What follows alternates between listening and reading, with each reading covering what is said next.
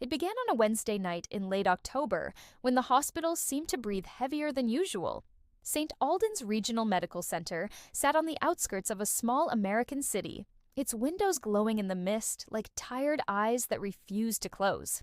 Inside, the halls were washed in that sterile fluorescence that made every hour feel the same. But that night, time would bend. The ER was full. A pileup on the interstate had emptied half the town's sirens into the hospital.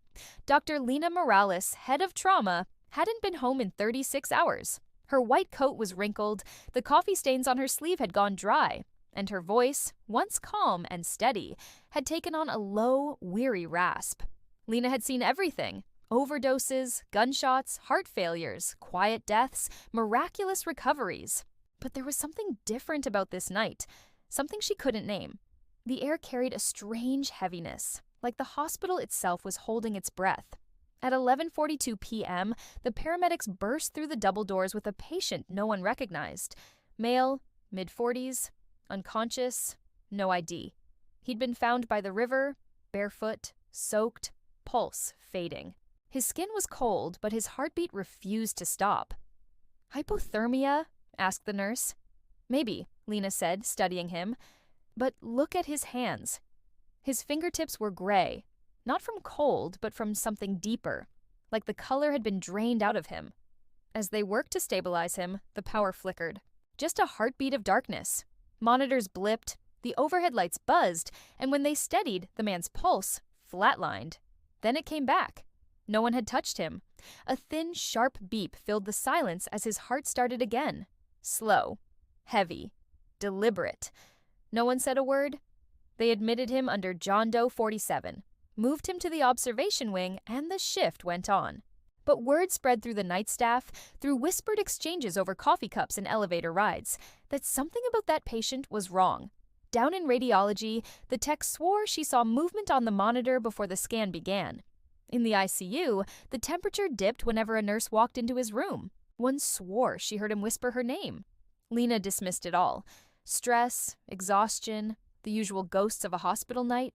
But when she looked at the scans later, she paused.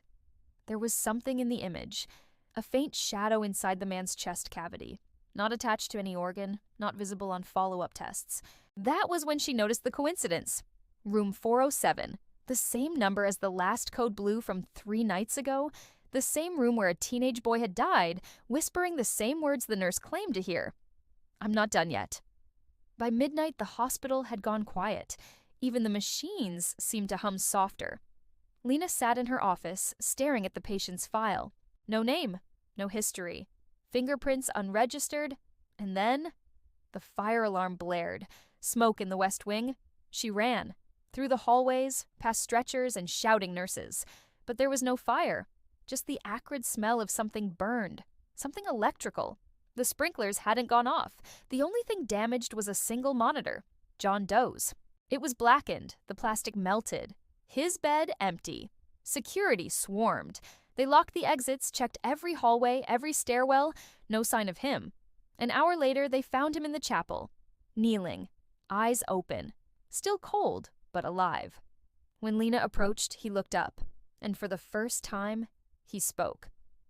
"Do you know what it's like to die twice?" His voice was hoarse, raw, but calm. She hesitated. "Who are you?" He smiled faintly. "You've treated me before."